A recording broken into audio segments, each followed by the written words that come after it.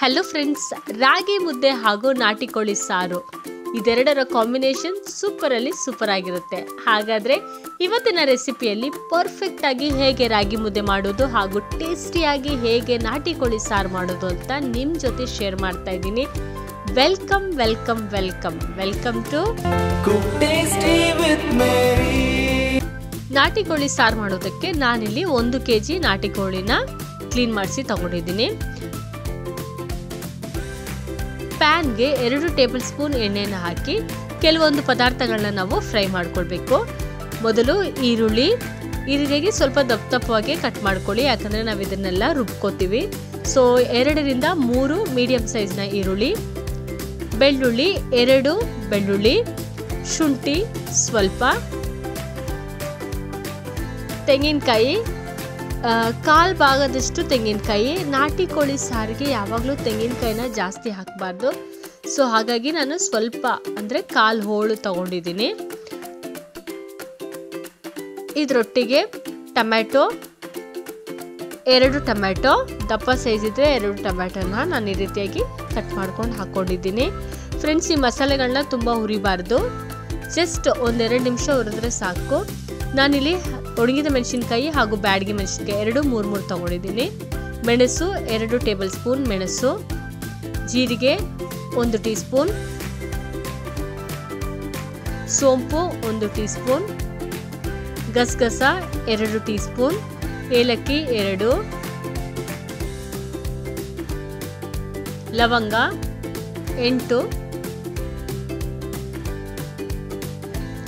ಚಕ್ಕೆ ಸ್ವಲ್ಪ, ಹುರುಗಡ್ಲೆ 2 ರಿಂದ 3 ಟೇಬಲ್ ಸ್ಪೂನ್ ಹುರುಗಡ್ಲೆ. ಇಷ್ಟನ್ನು ಹಾಕಿ ನಾವು ಜಸ್ಟ್ 1 ನಿಮಿಷ ಬಿಸಿ ಆದರೆ ಸಾಕು, ತುಂಬ ಫ್ರೈ ಮಾಡೋ ಅವಶ್ಯಕತೆ ಇಲ್ಲ, ಜಸ್ಟ್ ಬಿಸಿ ಆದರೆ ಸಾಕು. ಇದರೊಟ್ಟಿಗೆ ಗೋಡಂಬಿ ನಾನು 10 ರಿಂದ 15 ಗೋಡಂಬಿ ಹಾಕ್ಕೊಂಡಿದ್ದೀನಿ. ಪುದೀನ ಜಸ್ಟ್ ಫ್ಲೇವರ್ಗೆ ಸ್ವಲ್ಪ ಪುದೀನ ಹಾಕ್ಕೊಳ್ಳಿ, ಕೊತ್ತಂಬರಿ ಸ್ವಲ್ಪ. ಇದೆಲ್ಲನ ನಾನು ಜಸ್ಟ್ ಬಿಸಿ ಮಾಡ್ಕೊಳ್ತಾ ಇದ್ದೀನಿ. ತುಂಬ ಫ್ರೈ ಮಾಡಿಕೊಂಡ್ರೆ ಎಲ್ಲ ಶುಂಠಿ ಬೆಳ್ಳುಳ್ಳಿ ಸ್ಮೆಲ್ಗಳು ಹೊರಟೋಗ್ಬಿಡುತ್ತೆ, ಹಾಗಾಗಿ ತುಂಬ ಫ್ರೈ ಮಾಡೋ ಅವಶ್ಯಕತೆ ಇಲ್ಲ. ಉಪ್ಪು ರುಚಿಗೆ ತಕ್ಕಷ್ಟು,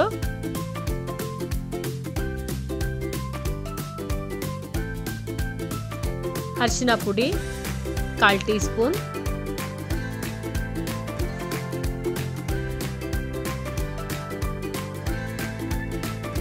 ಸ್ಟವ್ ಆಫ್ ಮಾಡೋದಕ್ಕಿಂತ ಮುಂಚೆ 2 ಟೀ ಸ್ಪೂನ್ ಧನಿಯಾ ಪುಡಿ ಹಾಕಿದ ತಕ್ಷಣ ಸ್ಟವ್ನ ಆಫ್ ಮಾಡಿಬಿಟ್ಟು ಜಸ್ಟ್ ಮಿಕ್ಸ್ ಮಾಡ್ಕೊಳ್ಳಿ ಸಾಕು. ಧನಿಯಾ ಪುಡಿ ಬಿಸಿ ಆಗಬೇಕಷ್ಟೇ, ಇದನ್ನು ಫ್ರೈ ಮಾಡೋ ಅವಶ್ಯಕತೆ ಇಲ್ಲ.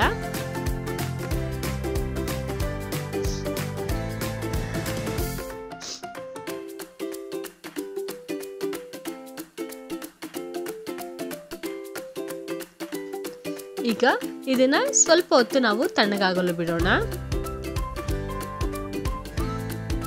ಈ ತಣ್ಣಗಾಗೋಷ್ಟರಲ್ಲಿ ನಾವಿಲ್ಲಿ ಕುಕ್ಕರ್ಗೆ 3 ರಿಂದ 4 ಟೇಬಲ್ ಸ್ಪೂನ್ ಎಣ್ಣೆನ ಹಾಕೊಳ್ಳೋಣ.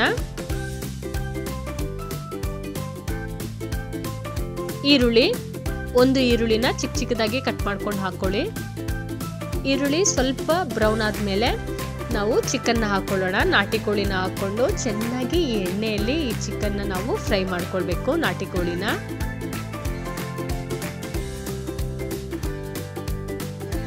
ಉಪ್ಪು ರುಚಿಗೆ ತಕ್ಕಷ್ಟು, ಅರಿಶಿನ ಪುಡಿ 1/4 ಟೀ ಸ್ಪೂನ್ ಅರಿಶಿನ ಪುಡಿ,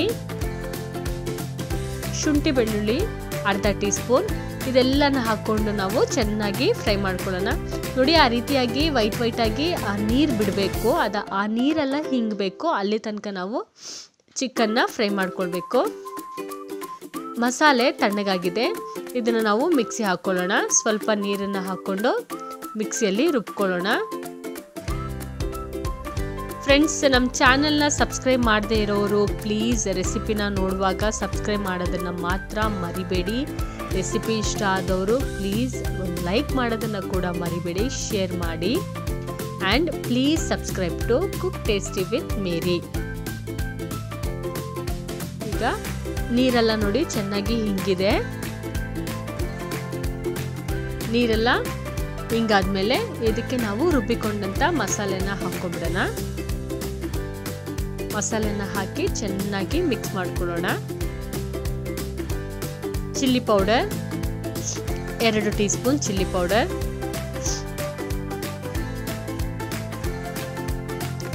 ಇದು ಸಾಂಬಾರ್ ಪೌಡರ್. ಅಂದರೆ ನಾನು ಮಟನ್ ಸಾರು ಚಿಕನ್ ಸಾರಿಗೆ ಎಲ್ಲದಕ್ಕೂ ಸಾಂಬಾರ್ ಪೌಡರ್ ಮಾಡಿ ಇಟ್ಕೊಂಡಿರ್ತೀನಿ, ಅದನ್ನು ಹಾಕಿದ್ದೀನಿ.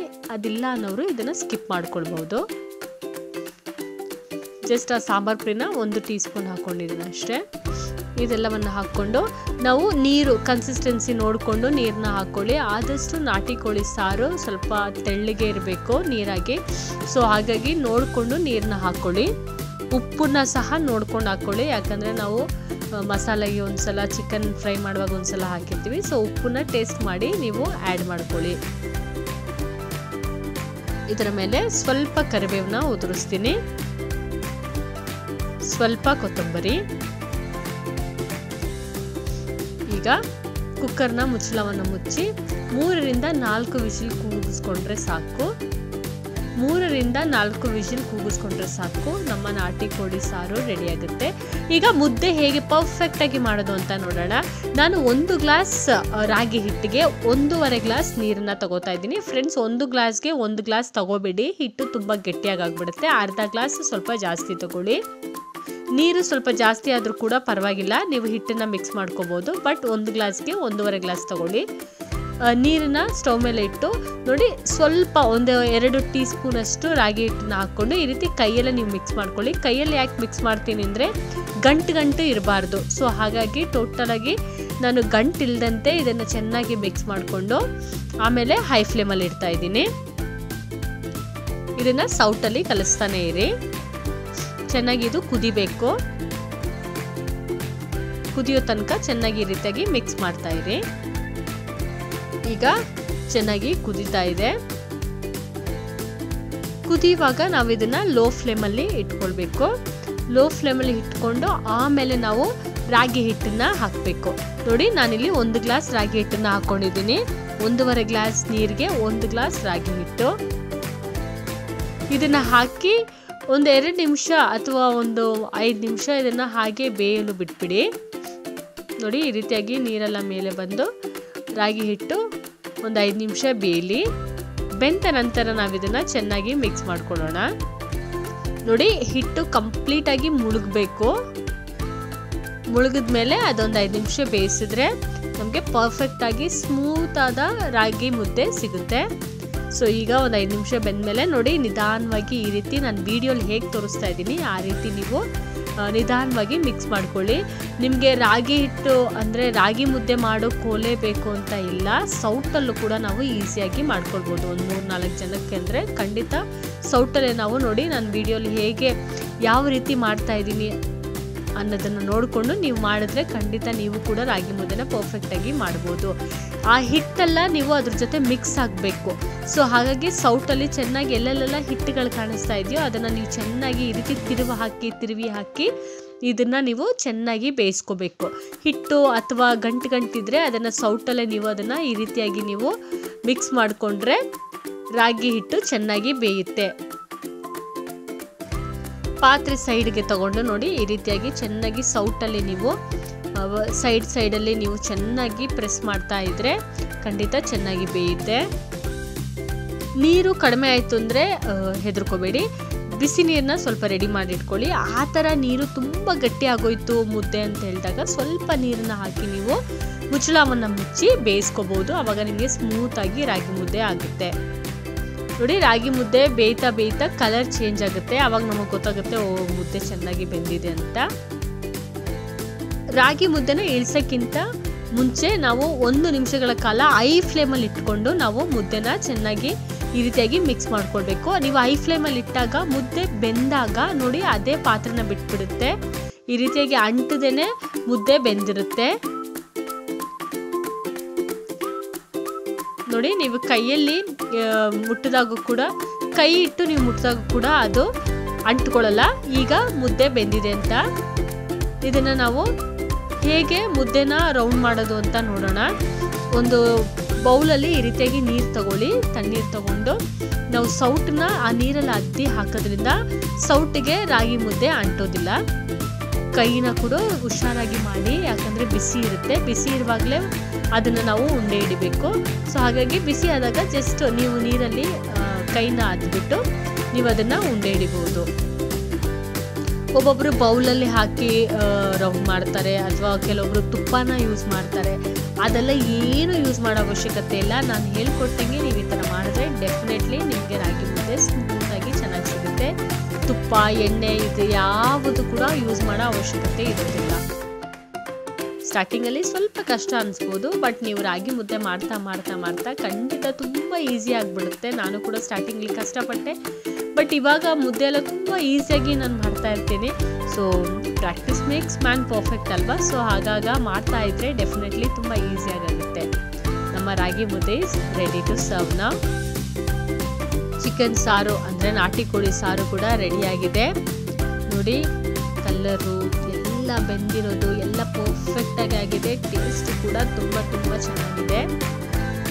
ನಮ್ಮ ರಾಗಿ ಮುದ್ದೆ ಹಾಗೂ ನಾಟಿ ಕೋಳಿ ಸಾರು ಇಸ್ ರೆಡಿ ಟು ಸರ್ವ್ ನೋಡಿ. ಈ ರೀತಿಯಾಗಿ ಸ್ವಲ್ಪ ಸೌತೆಕಾಯಿ, ಈರುಳ್ಳಿ ಹಾಕ್ಕೊಂಡು ತಿಂತಾ ಇದ್ರೆ ಸೂಪರಾಗಿ ಇರುತ್ತೆ. ಫ್ರೆಂಡ್ಸ್, ಈ ರೆಸಿಪಿನ ನೀವು ಟ್ರೈ ಮಾಡಿ ನೋಡಿ. ಡೆಫಿನೆಟ್ಲಿ ಮನೇಲಿರೋರೆಲ್ಲ ಇಷ್ಟಪಡ್ತಾರೆ. ಇವತ್ತಿನ ರೆಸಿಪಿ ನಿಮ್ಮೆಲ್ಲರಿಗೂ ಇಷ್ಟ ಆಗಿದೆ ಅಂತ ಅನ್ಕೋತೀನಿ. ಆ್ಯಂಡ್ ಡೆಫಿನೆಟ್ಲಿ ನೀವು ಇದನ್ನು ಟ್ರೈ ಮಾಡ್ತೀರಾ ಅಂತ ಅಂದ್ಕೊಂಡಿದ್ದೀನಿ. ಮತ್ತೊಂದು ಹೆಲ್ತಿಯಾದ ಹಾಗೂ ಟೇಸ್ಟಿಯಾದ ರೆಸಿಪಿಯೊಂದಿಗೆ ನಾನು ನಿಮ್ಮ ಜೊತೆ ಬರ್ತೀನಿ. ಅಲ್ಲಿ ತನಕ take care, bye. Always eat healthy and stay healthy. ನಮ್ಮ ಚಾನಲ್ನ ಸಬ್ಸ್ಕ್ರೈಬ್ ಮಾಡೋದನ್ನು ಮಾತ್ರ ಪ್ಲೀಸ್ ಮರಿಬೇಡಿ.